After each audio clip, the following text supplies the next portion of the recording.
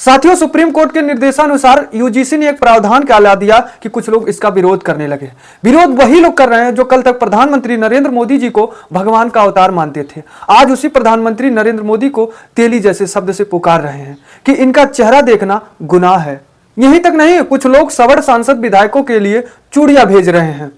एक तो संत अयोध्या के भगवान का पूजा करने वाले संत ने इच्छा मृत्यु ही मांग ली। साथियों नमस्कार, आप देख रहे हैं केएन न्यूज, मैं हूं ब्रिजेश गुप्ता। साथियों, हमारे देश में यूजीसी यानी कि यूनिवर्सिटी ग्रांट कमीशन ने एक नया कानून लाया, नया प्रावधान लाया कि अब चाहे प्राइवेट विश्वविद्यालय कॉलेज हो या फिर जो है सरकारी, अब इन सभी शिक्षण संस्थानों में भेदभाव नहीं होगा। जो भेदभाव करेंगे उनको कठोर दंड दिया जाएगा। हुआ क्या, जिसके बाद कुछ लोग इसका विरोध करने लगे, विरोध प्रदर्शन करने लगे, प्रधानमंत्री नरेंद्र मोदी जी के खिलाफ नारा तक लगाने लगे। लेकिन क्यों लगा रहे हैं कुछ सवर्ण समाज के लोग यूजीसी के इस नए प्रावधान पर, मैं आपको इस वीडियो में पॉइंट टू पॉइंट बताऊंगा। आप वीडियो के लास्ट तक बने रहिएगा। उससे पहले मैं कुछ पॉइंट को उल्लेख कर दूं कि आज यूजीसी को लेकर के किस किस तरह से प्रदर्शन किया जा रहा है, विरोध किया जा रहा है। सबसे पहला पॉइंट मैं बात करता हूं वाराणसी से। वाराणसी में साथियों प्रदर्शन किया जा रहा था, यूजीसी के कानून के खिलाफ प्रदर्शन किया जा रहा था कि इसे वापस लिया जाए। उस दौरान, प्रदर्शन के दौरान एडीसीपी की गाड़ी जा रही थी। प्रदर्शनकारियों ने उनकी गाड़ी रोक ली और वहां तेजी से नारा लगाने लगे कि हमारी भूल कमल की फूल। इस तरह के तेजी से नारा वहां एडीसीपी की गाड़ी रोकने के बाद लगने लगी वाराणसी में। वहीं बगल बीएचयू के छात्रों ने एक नारा लगाया, क्या अब हम जात देखकर मित्र बनाएं? ऐसे तमाम नारा वाराणसी में लगी। फिर वहीं रायबरेली की मैं बात करूं, यहां से भाजपा के नेता एवं गौरक्षा दल के अध्यक्ष ने तो सवर्ण सांसद विधायकों के लिए चूड़ियां भेज दी। भाजपा के नेता की मैं बात करता हूं जो किसान नेता रमेश बहादुर हैं, और गौरक्षा दल के अध्यक्ष महेंद्र पांडे ने सवर्ण समाज के सांसद विधायकों के लिए चूड़ियां भेज दी कि ये सवर्ण समाज के सांसद विधायक पार्टी में जुड़े हैं और उन्हीं जात के लोगों के खिलाफ एक कानून बन रहा है, नया प्रावधान आ रहा है और वहां मूक दर्शक बने हुए हैं। ये लोग क्या कर रहे हैं? जिसके बाद ये नेता क्रोध होकर के जो है चूड़ियां भेज दी।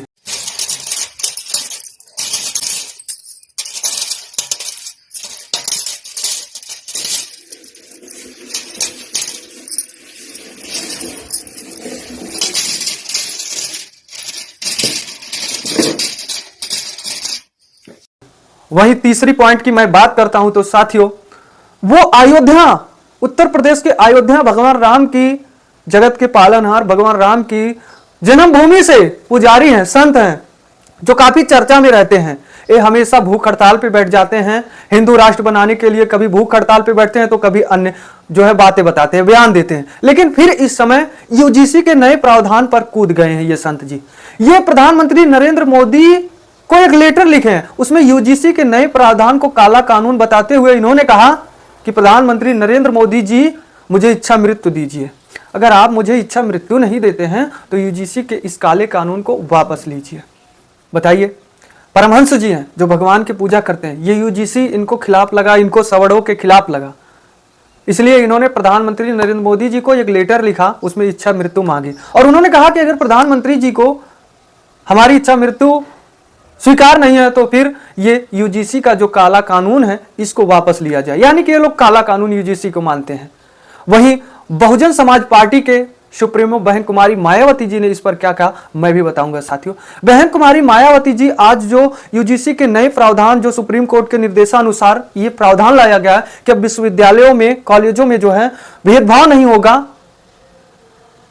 उस पर जो विरोध कर रहे हैं लोग, कुछ सवर्ण समाज के लोग, उस पर मायावती जी ने तीखा प्रहार किया। मायावती जी ने अपने सोशल अकाउंट एक्स पर पोस्ट करते हुए कहा कि आज जो यूजीसी के इस कानून का विरोध कर रहे हैं वो लोग जाति भेदभाव ज्यादा करते हैं, इसलिए उन्हीं लोगों का यह कानून खिलाफ लग रहा है जो आज विरोध कर रहे हैं। मायावती जी ने कहा कि सामान्य वर्ग के जाति मानसिकता वाले लोग ही इसका विरोध कर रहे हैं, जो कि यह एक सही फैसला यूजीसी के द्वारा एक नियम लाया गया, इसका विरोध नहीं होना चाहिए। आगे मायावती जी ने कहा कि हमारे समाज, बहुजन समाज के लोग सतर्क रहिए, किसी के बहकावे में मत आइएगा, ये कानून सही है। साथियों, ये तो कुछ लोग जो है प्रदर्शन के बाद अपनी बातें रखी, प्रदर्शन के दौरान अपनी बातें रखी, प्रदर्शन किया, लेकिन उसके बाद साथियों मैं आपको जो यूजीसी के कुछ कानून है, कुछ नियम है, कुछ पॉइंट है, उसके बारे में मैं बता दूं साथियों। सबसे पहला है कि यूजीसी ने लाया कि अब हर कॉलेज में ईओसी होगा, इक्वल अपॉर्चुनिटी सेंटर। जहां भेदभाव को रोकने का काम होगा और इस सेंटर के माध्यम से पिछड़े, वंचित, गरीब छात्रों की पढ़ाई का जिम्मेदारी लिया जाएगा और भेदभाव जो होगा उसको खत्म करने का काम किया जाएगा। इसमें साथियों ये पॉइंट पे ध्यान देने वाली योग्य है, आज जो कुछ सामान्य वर्ग के लोग इसका विरोध कर रहे हैं, यहां तो उल्लेख है कि गरीब छात्र, वंचित छात्र की मदद होगी। वंचित में ये तो नहीं कहा गया ना कि ओबीसी और एससी एसटी के वो वंचित छात्र, वहां एससी एसटी ओबीसी कॉमा वंचित छात्र लिखा गया है। वंचित यानी कि सामान्य वर्ग में भी गरीब वर्ग के लड़के हैं, गरीब वर्ग के छात्र हैं, उनको भी, उनके हित की भी बात करने की बात कही गई है यूजीसी में। वहीं यह भी कहा गया है कि एससी एसटी ओबीसी, महिला एवं दिव्यांगजन, दिव्यांगजन में जनरल भी हैं, महिलाएं भी हैं, जनरल की महिलाएं भी रहेंगे, दिव्यांगजन में जनरल लोग रहेंगे। वहां यह नहीं कहा गया कि सामान्य वर्ग की महिलाएं नहीं रहेंगी, सामान्य वर्ग के दिव्यांगजन नहीं रहेंगे। ये यूजीसी में पॉइंट है। और ये कमेटी ज्यादा नहीं, लॉन्ग समय तक नहीं रहेगा, केवल 2 साल तक रहेगा, फिर उसके बाद एक नई कमेटी बनाई जाएगी। और इसमें अगर जो गलत करते हैं उनको 24 घंटे के अंदर, यानी कि इस कमेटी का मीटिंग 24 घंटे कभी भी हो सकती है। इस पर जांच के लिए जो कमेटी बैठेगी 24 घंटे में कभी भी मीटिंग कर सकती है।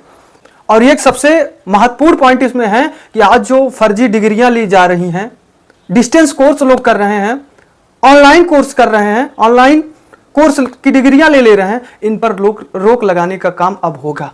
अब ऐसा नहीं होगा, अब जो रेगुलर करेंगे उन्हीं को जो है डिग्रियां मिलेंगी। डिस्टेंस कोर्स करने वालों को डिग्रियां नहीं मिलेगी, वो मान्य नहीं मानी जाएगी। यूजीसी में ये भी पॉइंट उल्लेख किया गया, आपकी जो नया प्रावधान आया है।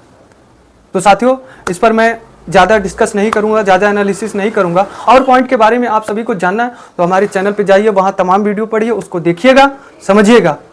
यहीं पर मैं आज अपना विश्लेषण, एनालिसिस खत्म करता हूं।